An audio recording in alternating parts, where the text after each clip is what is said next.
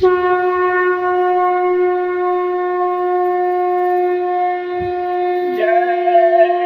गुरुदेव, जय गुरुदेव। कलयुग जाने वाला है, सतयुग आने वाला है। हाथ जोड़ कर विनय हमारी, हो जाओ सब शाकाहारी।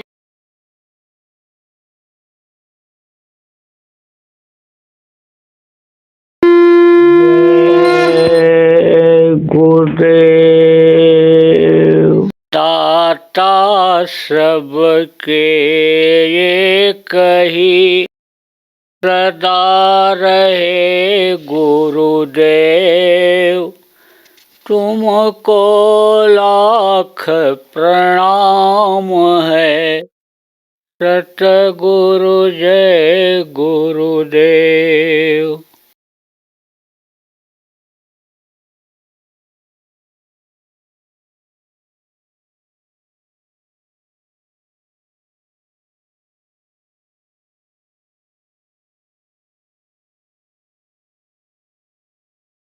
कबीर साहब ने भी कहा, भाई गुरु भक्ति पहले करे पीछे और उपाय, और बिन गुरु भक्ति मोह जब कभी न छूट हो जाए, तो ये काम क्रोध लोभ मोह अहंकार ये कब छूटेंगे?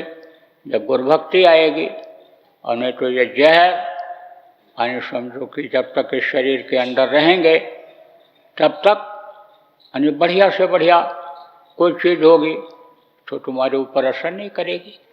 जब तक शरीर जहरीला रहेगा तो आप समझो कि उस पर अच्छी चीज़ कहाँ से काम करेगी? ऐसे अंदर गंदगी रहेगी, मन गंदा रहेगा, मन चंचल चित चोर रहेगा, तो वो चीज़ नहीं मिल पाएगी, दया नहीं हो पाएगी। तो उन्होंने कहा कि सत्संग में सुनाए थे, तो नामदान लेने के बाद एक आदमी पूछ बैठा कि महाराज जी, कबीर साहब जी, गुरु भक्ति क्या चीज़ होती है? दोपहर का समय था और एक ऐसे कुटिया थी, उसी कुटिया में बैठे हुए थे बाहर, जैसे मंडप टाइप का बना देते हैं, फूस का बनाते थे उस समय, उसी में बैठे हुए थे। और उनकी पत्नी भी वहीं थी, लोई, और वो भी वहीं खड़ा था। तो उठे और उठ करके झोपड़ी के बाहर आ गए धूप में। तो ऐसे देखा, ऐसे अपना जेब टटोला, तो कहा, रे लोई, मेरी सुमिरनी गिर गई, गायब हो गई, मेरी सुमिरनी खोज कहाँ पर है?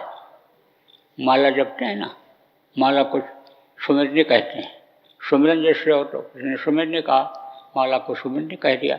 सुमिरन करते हैं एक एक नाम से, दाने से, आप करते हो, नए लोग आए उनको बताया जाएगा आज। तो कहा, हमारी सुमिरनी गायब हो गई। अरे लोई उनके देवी का नाम था, पत्नी का। खोज, अब वो खोजने लगी, इधर उधर खोजा उन्होंने, नहीं मिली। बोले सुमिरनी नहीं मिल रही है। अरे बोले कैसे नहीं मिल रही है? तो दिया जला करके, दीपक जला करके खोज। तो उन्होंने दीपक जला करके खोजा, ऐसा सूरज की रोशनी में दोपहर में, और दीपक जला करके ऐसे खोज रही हैं। काफ़ी देर तक खोजती रहीं, दूर तक चली गई खोजती खोजती, ऐसे नहीं मिली सुमिरनी। लौट करके आई, हाथ जोड़ी, दीपक रख दिया, बोले सुमिरनी नहीं मिल रही है। अब वो आदमी खड़ा सब देख रहा है, तो कह रहा है, बताइए, अब आप बताइए। धूप निकला हुआ है, इतनी तेज रोशनी, और आप दीपक जला करके और सुमिरनी खुजवा रहे हैं, इसका क्या मतलब है? तो कहा, देखो, ये हमारी पत्नी है, इन्होंने आदेश का पालन किया, पति व्रत का पालन किया। पत्नी का मतलब क्या होता है? पति के आदेश का पालन करना। तो पति के आदेश का पालन किया, पत्नी धर्म का पालन किया, इन्होंने पतिव्रत धर्म का पालन किया। जो शादी करके हम लाए, हाथ पकड़ करके लाए, देवताओं को साक्षी दिला करके लाए, भगवान को साक्षी दिला करके लाए कि जीवन भर साथ निभाएंगे, एक दूसरे के साथ चलेंगे, गृहस्थी की गाड़ी चलाएंगे, एक दूसरे से मिल करके एक दूसरे के साथ सहयोग करेंगे, तो उस धर्म का इन्होंने पालन किया। तो यह है पति भक्ति। तो गुरु के आदेश का जो पालन करे, गुरु कुछ भी कहें तो वो है गुरु भक्त, उसी को गुरु भक्त कहते हैं। इन्होंने कोई तर्क वितर्क नहीं किया कि सूरज निकला है, इतनी तेज रोशनी है, हम दीपक जला के क्यों देखें, और हमको जब इतनी तेज रोशनी में खोजने पर सुमिरनी नहीं मिली तो दीपक जलाकर कैसे खोजने में मिलेगी। कोई तर्क इन्होंने नहीं किया, और मेरा आदेश हुआ और तुरंत दीपक जलाया इन्होंने और सुमिरनी खोजने लग गई। तो जो गुरु के आदेश का पालन करता है वही गुरु भक्त कहलाता है। तो आदेश का पालन गुरु भक्ति बताई गई है। तो जब आप जिनको नामदान मिल गया, आप आदेश का पालन करोगे और गुरु भक्ति आपके अंदर आ जाएगी, तो आपके सब समझ में आ जाएगा। जो चीज़ आपको दिखाई नहीं पड़ रहा, जो चीज़ आपको सुनाई नहीं पड़ रहा है, वो जो गुरु भेजे हुए होते हैं, सत्पुरुष के तद्रूप होते हैं, समर्थ पुरुष सद्गुरु जिसको कहा गया, जो वो होते हैं, उनके आदेश के पालन में अगर आप लगोगे, संयम और नियम जिस तरह से उन्होंने बताया, सद्गुरु बताते हैं, उसका पालन करोगे तो आवाज़ भी सुनाई पड़ जाएगी। यह मैल जो जमा है कर्मों के, जन्म जन्मांतर के, जो दूसरे के कर्म आप ले लिए, आप समझो समाज में रहने के नाते आए, समझो और कोई अपराध और पाव फल भोग, अपराध कोई करा रहा, फल आप भोग रहे हो, तो इससे भी आपको छुटकारा मिल जाएगा। और इसी जन्म में आप समझो कि पार हो जाओगे, दूसरा जन्म नहीं लेना पड़ेगा, नहीं तो दूसरा जन्म फिर लेना पड़ेगा। अब आप जो नए लोग आए हो, आपको यही रास्ता बताया जाएगा, उद्धार का ही रास्ता, कल्याण का ही रास्ता बताया जाएगा। मनुष्य शरीर पाने का लक्ष्य बताया जाएगा कि मनुष्य शरीर किस काम के लिए मिला। अपनी आत्मा जो आपको बताया अंदर में बैठी हुई है, उसके कल्याण के लिए, उसके मुक्ति और मोक्ष के लिए। कल्याण किसको कहते हैं कि हर तरफ से यानी उसका भला हो जाए, कल्याण हो जाए। और मुक्ति मोक्ष किसको कहते हैं कि जहाँ से फिर वापस ना आना हो। जैसे शमशान घाट पर बहुत सी जगहों पर लिखा रहता है मुक्ति धाम, मोक्ष धाम, मुर्दा कोई ले जाता है तो जला करके ही आता है, वहाँ से मुर्दा कोई वापस नहीं लाता, कितनी भी विघ्न बाधा हो, लेकिन मुर्दा कोई वापस नहीं लाता है। तो उसको मुक्ति और मोक्ष धाम कहते हैं। तो मुक्ति और मोक्ष हो जाए इसका, गुरु के आदेश का पालन करूँगा। वैसे तो इस समय पर तो बहुत ये कठिन काम है, क्योंकि जो इतने गंदे हैं कि समझो कि नज़दीक आने लायक नहीं है। नामदान लेना और देना तो अलग बात है, लेकिन फिर भी जब गुरु महाराज ने इतना बोझा ढोया, इतनी गंदगी इकट्ठा किया, तो हमको तो गुरु महाराज जैसे समर्थ गुरु मिले हुए हैं, हमको चिंता किस बात की है। हमें चिंता नहीं उनकी, उन्हें चिंता हमारी है। तो हमको बांटने में, हमको नामदान देने में संकोच नहीं है। आपको नामदान दूंगा, लेकिन आप लोग जो सत्संगी हो, जो यहाँ बैठे हो या बाहर सुन रहे हो, तो आप जब प्रचार करो इस बात का, नामदान के बारे में लोगों को बताओ। तो अभी तक तो आपका प्रचार का तरीका दूसरा था, लेकिन अब यह तरीका अपनाओ। नामदान के बारे में जब आप बताओ, तब आप मांस, मछली, अंडा, शराब न सेवन करने का, वहीं संकल्प बनवा लो, वहीं छोड़ देने का। आए समझ लो कि संकल्प बनवा करके तब आप नामदान ले लो, नहीं तो ये गलती करेंगे, नामदान लेने के बाद भी ये खाने पीने लगेंगे। आप तो पकड़ के ले आओगे, चलो तुम्हारी बीमारी ठीक हो जाएगी, तुम्हारी तकलीफ दूर हो जाएगी, और तकलीफ इतनी जल्दी जाने वाली नहीं है कि एक बार कोई सुन लेगा, आने समझ लो नामदान ले लेगा तो उसकी तकलीफ दूर हो जाएगी। जन्म जन्मांतर का कर्मों का पाप और एक दिन के धुलाई में कैसे साफ होगा? आप समझो शरीर इतना गंदा हो, कपड़ा गंदा हो कि जो एक दिन के धोने से नहीं साफ होता है, बार बार उसको धोना पड़ता है, साफ करना पड़ता है, रगड़ लगानी पड़ती है, तो एक दिन के सत्संग से, एक दिन के संपर्क से कैसे यानी गंदगी साफ होगी?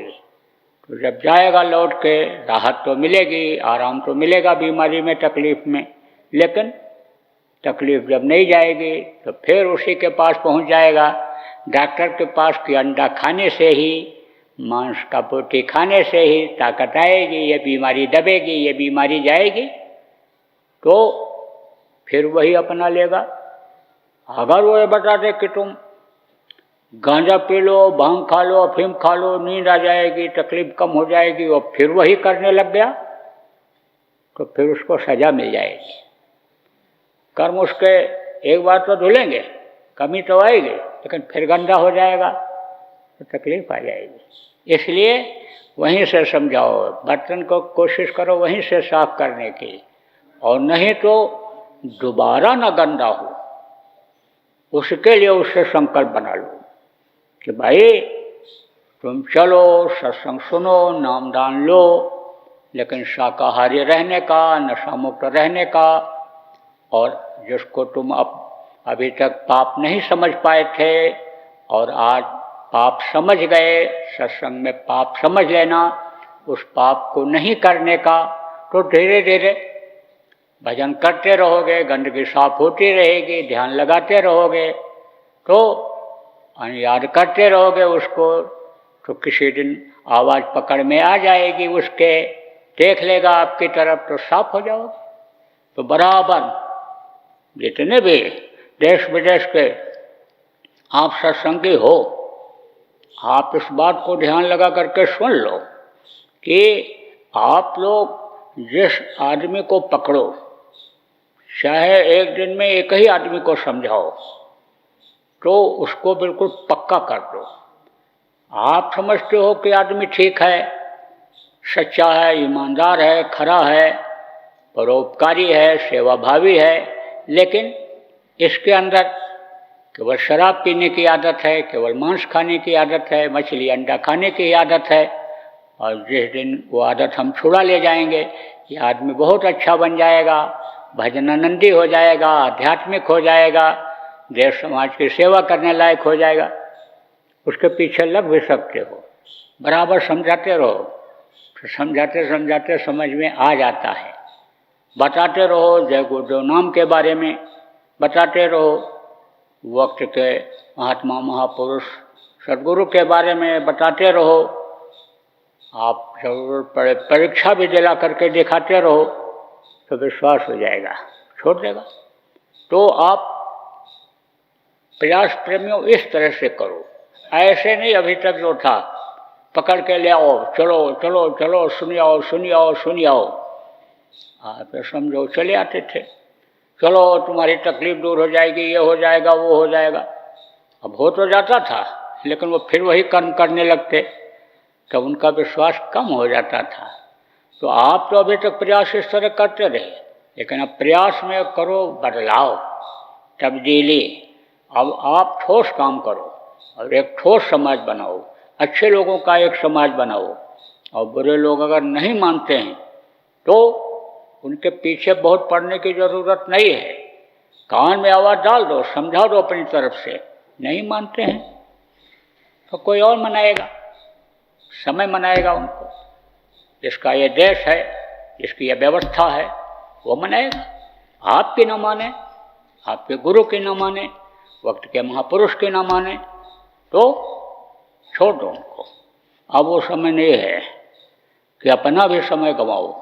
और अच्छे लोग बहुत से हैं कि जहाँ तक आप पहुँच नहीं पाते हो और जिनके कान तक आवाज़ नहीं पहुँचा पाते हो, और जो एक ही दो बार में समझाने पर समझ में उनके आ जाएगा और नामदान लेकर के वो भजन करने लग जाएंगे, उन तक अब आप पहुँचने की कोशिश करो प्रेमियों। आज धनतेरस के दिन आप लोग इस बात का संकल्प बनाओ, गुरु के मिशन को पूरा करने के लिए, इस देश में धरती पर सतयुग लाने के लिए, कलयुग को हटाने के लिए यह संकल्प आप बनाओ। तो सीढ़े के किनारे आप ये समझो कि ऐसे रेलिंग लगी रहती है, कहीं कहीं देखो रस्सा बंधा रहता है। पहले ज़माने में रस्सा बंधा रहता था, अब जब ये स्टील चल गया, लोहा चल गया, तब वो स्टील और लोहा किनारे किनारे लगाने लगे। अब उसी लोहे को ऐसे पकड़ते सीढ़ी पर जैसे चढ़ते चले जाओ। तो वो क्या है? वो यही नाम है, जो नाम आपको बताऊंगा। अब इस नाम से जब आप उनको पुकारोगे, सुमिरन करोगे, याद करोगे, तो उसी नाम की डोर वो आप तक पहुंचा देंगे। अब उसको ऐसे पकड़ करके चढ़ते चले जाओ, मंजिल 1 2 मंजिल 3 मंजिल 4 मंजिल तक आप चढ़ते चले जाओगे। तो वो नाम आपको बताऊंगा, वो रस्सा आपको पकड़ाऊंगा, वो रेलिंग आपको पकड़ाऊंगा कि जिससे आप अपने घर पहुंच जाओ। ये मिट्टी और पत्थर का घर तो बाप दादा भी कहते कहते चले गए, यही घर मेरा, यही घर मेरा, उनका नहीं हुआ, सोचो आपका कैसे होगा। ये तो कुछ समय के लिए आपको मिला है। इन बाहरी आँखों से जितनी भी चीज़ें दिखाई पड़ती हैं, ये आपकी कुछ नहीं है, ये तो कुछ समय के लिए आपको मिली हैं। आप का स्थायी घर कहाँ है? सतलोक में है। तो सतलोक जाने का रास्ता बताऊंगा, और वहाँ जब पहुँचोगे तभी इस जीवात्मा की मुक्ति और मोक्ष होगा, और नहीं तो लौट लौट 84 आया, वापस यहीं पर आना पड़ेगा। और जब वहाँ पहुँच जाओगे तो ऊपर की ही शक्तियाँ ये नीचे शरीर के अंदर शक्ति प्रदान करती हैं और इनको ताकत देती हैं, देवताओं को भी जिंदा रहने की। तो ये तो सब लोग अपने आप खुश हो जाएंगे, अपने आप इन चीज़ों को देने लगेंगे। फिर तो आपको न लक्ष्मी की ज़रूरत, इनकी पूजा की ज़रूरत, न कुबेर की पूजा की ज़रूरत, न आप विष्णु की किसी ज़रूरत नहीं रह जाएगी। यह सब आपके लिए मददगार हो जाएंगे। और फिर आपके अंदर जब संतोष धन आ जाएगा, तो कहा जब आवे संतोष धन सब धन ढोल समान। तो जब किसी को कोई बड़ी चीज़ मिल जाती है तो छोटी चीज़ की लालसा खत्म हो जाती है, इच्छा खत्म हो जाती है। कोई विद्यार्थी पढ़ता है, नौकरी के लिए दौड़ता है, अब वो पहले तो बाबूगिरी के लिए दौड़ेगा, और बाबूगिरी मिल गई, और फिर उसके बाद नहीं भी मिली और दूसरे कंपटीशन में बैठ गया। अब IAS हो गया, बड़ा अधिकारी हो गया, जिला का अधिकारी हो गया, परगना का अधिकारी हो गया, तब वो नीचे का देखेगा? कुछ नहीं। वो तो अधिकारी हो गया, परगना का अधिकारी है तो तहसीलदार हैं, कानूनगो हैं और लेखपाल हैं, सब उसके अंडर में हो जाएंगे। ऐसे ही जब ऊपर के लोकों में आप जाने लग जाओगे तो ये जो इस समय की जो प्रणाली है, पूजा पाठ है, जिसमें आप फंसे रहते हो, इसकी ज़रूरत नहीं रह जाएगी। ये सब आपके मददगार हो जाएंगे। निर्मायक किसको कहते हैं?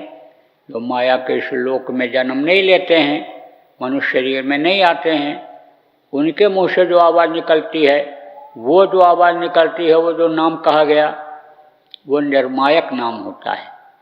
और माया के लोक में जो आते हैं, माँ के पेट में बन करके पैदा होते हैं और अच्छा काम करते हैं, जिनको महापुरुष कहा जाता है, वो जिस नाम को मान्यता दे देते हैं, आप ये समझ लो वो वर्णात्मक नाम होता है। फायदा उससे भी होता है, तकलीफ़ों में आराम उससे भी मिलता है, लेकिन जीवात्मा का कल्याण नहीं होता। जीवात्मा को शब्द की डोर उस नाम से पकड़ में नहीं आती है। अब ये जो जय गुरुदेव नाम गुरु महाराज ने हमारे जगाया, तो गुरु पीछे भी रहे गुरु अब भी मौजूद और गुरु आगे भी रहेंगे, सतयुग में भी, हर युग में गुरु रहे हैं। तो जो ये जय गुरुदेव नाम गुरु महाराज ने जगाया है, इसीलिए ये नाम आगे और पीछे न मुके जोड़ दिया उन्होंने कि गुरु मददगार रहेंगे। और कलयुग में इस समय पर गुरु अगर मददगार नहीं होंगे तो बहुत आगे बढ़ पाना मुश्किल है।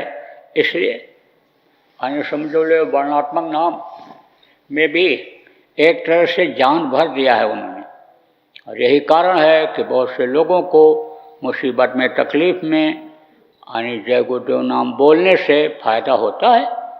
आप ये समझो जय गुरुदेव नाम की ध्वनि जिस घर में यानी बराबर सुबह शाम 2 घंटा होती है, बीमारियों में राहत मिलती है, भूत प्रेत भी अपनी यानी जो छाया है, जो अपना प्रकोप है वो कम कर देते हैं, राहत मिल जाती है।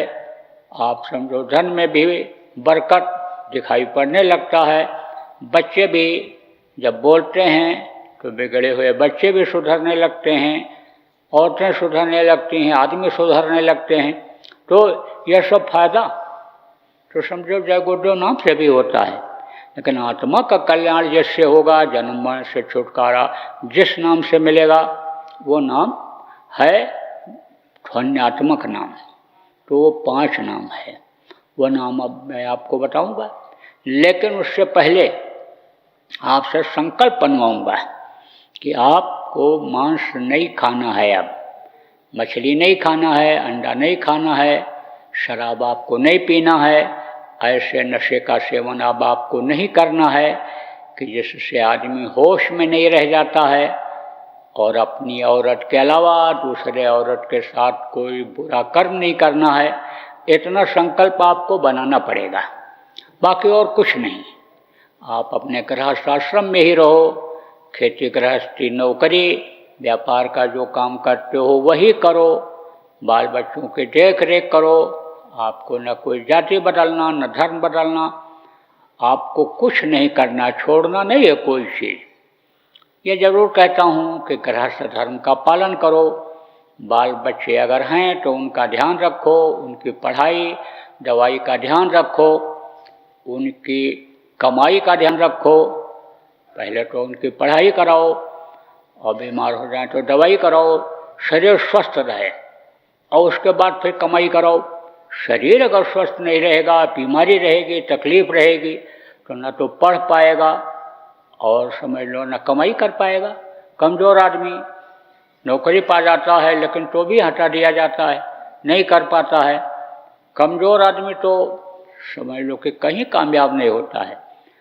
पहले तो आप खिलाई करो, तंदुरुस्ती का ध्यान रखो, फिर पढ़ाई कराओ, और पढ़ाई के बाद अगर कोई तकलीफ़ आती है, खाने पीने में बदपरहेजी होती है या मौसम के बदलाव से तकलीफ़ आती है, तो रोग को बढ़ने मत दो। पूछ लो कि कोई तकलीफ़ है, देख लो तकलीफ़ है तो उसका निराकरण निकाल लो, दवा करा दो। दवा से न ठीक हो तो दुआ आशीर्वाद दिलाओ, संतों का, महात्माओं का, भगवान का दया मांगो, उनसे प्रभु से दया मांगो, और बच्चे आपके स्वस्थ हो जाएं। और जब स्वस्थ हो जाए, पढ़ाई कर ले जाए, तो कमाई चाहे व्यापार करवा दो, चाहे मेहनत मजदूरी करवाओ, चाहे कोई काम सिखा दो, यानी समझ लो कि जिससे वो कमाई करने लग जाए। दुकान खुलवा दो, कल कारखाना खुलवा दो, जिससे वो कमाई करने लग जाए। और फिर सगाई करो। सगाई का मतलब क्या होता है? शादी ब्याह करो, समय पर कर दो, और देख के, सोच के, समझ के करो।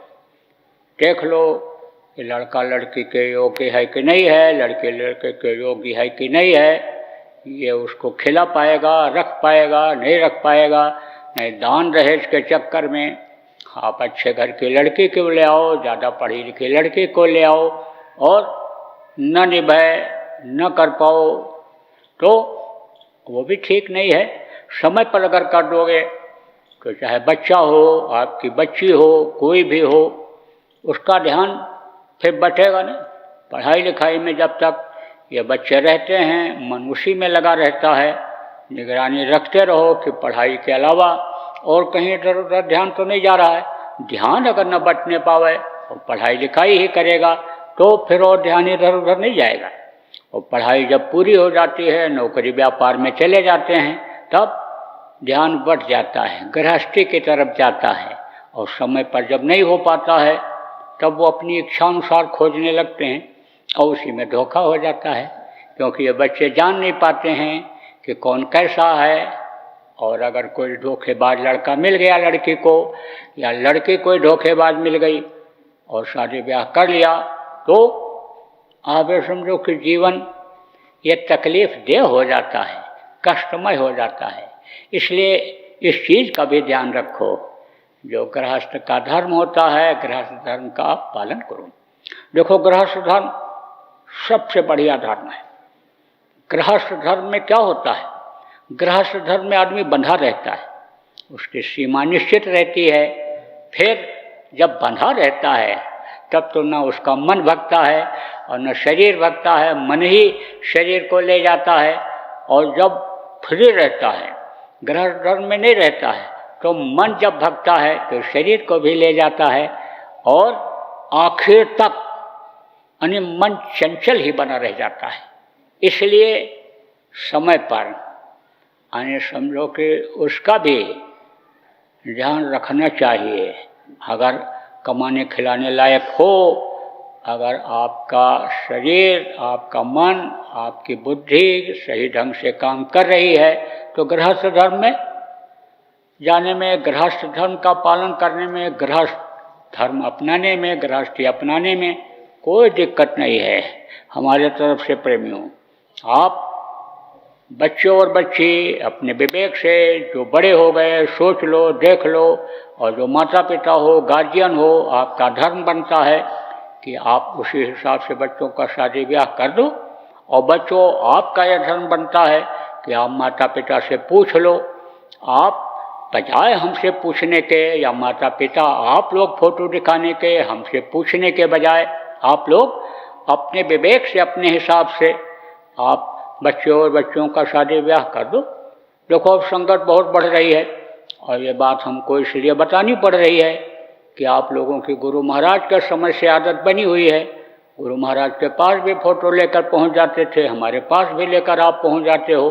तो हमारी भी उम्र अब 72 साल की हो गई और संगत इतनी बढ़ रही है कि अभी यह कह दिया जाए कि अपने बच्चे और बच्चियों के फोटो जो पसंद किए हो, शादी ब्याह वाले हो, आ जाओ, तो दिन भर हमको देखना पड़ेगा। कहाँ तक किसका क्या देख पाएंगे और कितना काम है हमारे जिम्मे। तो जो मैं कहता हूँ उस बात के आधार पर, उस मापदंड में आप देख लो कि कमाने लायक लड़का है, शुद्ध सात्विक विचार का है, धार्मिक विचारधारा का है, खूब ठीक से पता लगा लो और समय से हम उसकी शादी ब्याह कर दे रहे हैं। लेट तो नहीं हो गया कि इधर उधर उनका मन बहक गया हो और कहीं उसका लगाव हो गया हो और ज़बरदस्ती घर वाले दबाव डाल करके मेरी लड़की का शादी करा दें और फिर ना निभाए। तो लड़के वाले आप इस बात को समझ लो और लड़के वाले भी आप देख लो कि समय से आप नहीं कर पाए और उसका लगाव कहीं दूसरी जगह हो गया।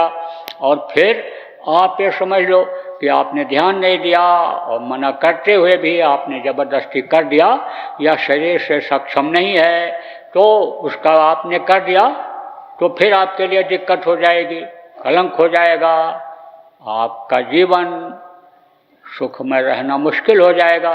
तो ये बातें मुझको मन से इसलिए बतानी पड़ रही हैं कि आप जब दुखी रहोगे, आपको बच्चों से, परिवार वालों से, गृहस्थी में तकलीफ रहेगी, तो आप भजन नहीं कर सकते हो। आपका मन तो उधर ही लगा रहेगा, ध्यान उधर ही लगाए रहोगे, तो एक साथ दो ध्यान कैसे लग सकता है? मन कैसे दो जगह लग जाएगा?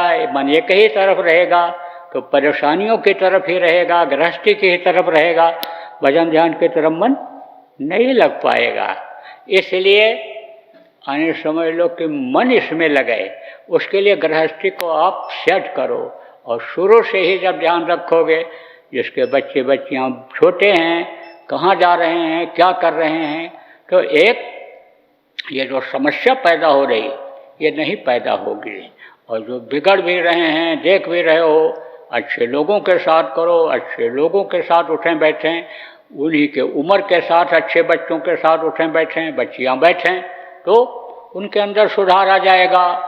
भजनानंदी के पास बैठने लगेंगे बच्चे बच्चियां तो भजनानंदी बन जाएंगे, अच्छा माहौल तैयार हो जाएगा, अच्छा वातावरण तैयार हो जाएगा। और जैसे इस समय कोरोना रोग फैला हुआ है और कोरोना रोग में डॉक्टरों ने रिसर्च करके कहा कि इम्यूनिटी बढ़ाओ, मतलब रोग को बर्दाश्त करने की क्षमता शरीर के अंदर अपने बढ़ाओ। तो जब अन्य समझ लो कि परिस्थितियों का मुकाबला करने वाली क्षमता भजन से उनके अंदर आ जाएगी, तो ये जो अन्य समझो वायरस फैला हुआ है, तो जैसे समझो ठंड हवा चलेगी तो जो जवान आदमी है, तंदुरुस्त आदमी है, उसको उतना असर नहीं करेगी, बुढ़े को असर कर जाएगी, बच्चों को असर कर जाएगी। जैसे कोरोना कहते हैं बुढ़ों को ज़्यादा असर करती है, शरीर के जो अंग हैं और जो ताकत है वो कम हो गई है, इसलिए उस पर ज़्यादा असर पड़ता है। ऐसे ही जब भजन की इम्यूनिटी बढ़ जाएगी, भजन की शक्ति बढ़ जाएगी, तब आप ये समझो कि ये जो प्राकृतिक आपदा आएगी वो उसको बर्दाश्त कर ले जाएंगे। वो जो ताकत है भजन की, किसी न किसी माध्यम से वो उनको बचा ले। मान लो थोड़ी देर के लिए भूकंप आया, अब भूकंप आया और वो भजन की ताकत उनके अंदर है और मन में उनकी इच्छा जगी कि लाओ टेबल के नीचे घुस जाएं, लाओ ऐसी जगह पर छुप जाएं कि जहाँ पर छत गिरे तो हमारे ऊपर न गिरे, तो जान बच गई। ऐसी आप ये समझ लो कि प्रेरणा अंदर में मिल जाए भजन की दया से कि आगे जाओगे तो खंडक है, गिर जाओगे, आगे जाओगे तो लुटेरे बैठे हैं, लूट लेंगे, मार देंगे, काट देंगे, तो आप बच जाओगे आने वाले खराब समय से। मार हो रही, काट हो रही है, कोई उधर हत्या कर रहा है, आगजनी हो रही है, और आपके मन में आया, प्रेरणा हो गई अंदर में भजन की शक्ति से कि ये रास्ता बदल दो, इधर से निकल चलो। हो हल्ला हो रहा है तो तमाशा देखने की क्या ज़रूरत है, कैसा हल्ला हो रहा है, क्या हो रहा है। हल्ला की तरफ, गुहार की तरफ जाओ ही नहीं, पता लगाने की क्या ज़रूरत है कि भाई क्या हो रहा है। वो तो जो हो रहा है बाद में पता चलेगा। तो वो क्या है, एक प्रेरणा है। तो भजन से ये प्रेरणा मिल जाएगी, आगे खराब समय तो आएगा, तो उससे बचना भी है, बचाना भी है। तो प्रेमियों कहते हैं साध संग महदेव नित परम गुरु दातार। साध का संग करो, अच्छों का साथ करो, खुद भी करो और बच्चों को भी कराओ कि जिससे आने वाले खराब समय में बचत भी हो जाए।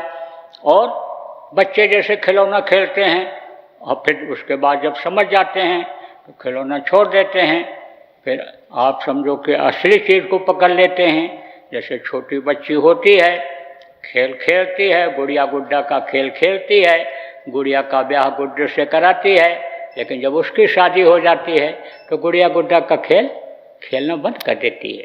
लेकिन बढ़ती वो कैसे है, गुड़िया गुड्डा के खेल से, झुंझुना से, खिलौना से ही बच्चा बढ़ जाता है, समझदार हो जाता। ऐसे ही अच्छों का साथ करो और अच्छों का साथ बच्चों को कराओ।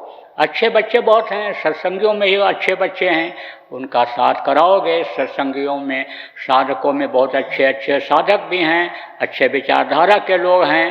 तो आप उनका जब साथ करोगे तो धीरे धीरे ऐसे खेल खेल में आपको जानकारी हो जाएगी, अंदर से परिपक्वता आ जाएगी और फिर खेल खेल में ही आपका काम बन जाएगा, बच्चों का बन जाएगा। तो मांस मत खाना और मछली मत खाना और अंडा मत खाना और शराब मत पीना और दूसरे औरत के साथ बुरा कर्म मत करना। अभी तक जो किया सो तो किया, लेकिन अब तौबा कर लो, कान पकड़ लो, अब नहीं करना है। बोलो जय गुरुदेव।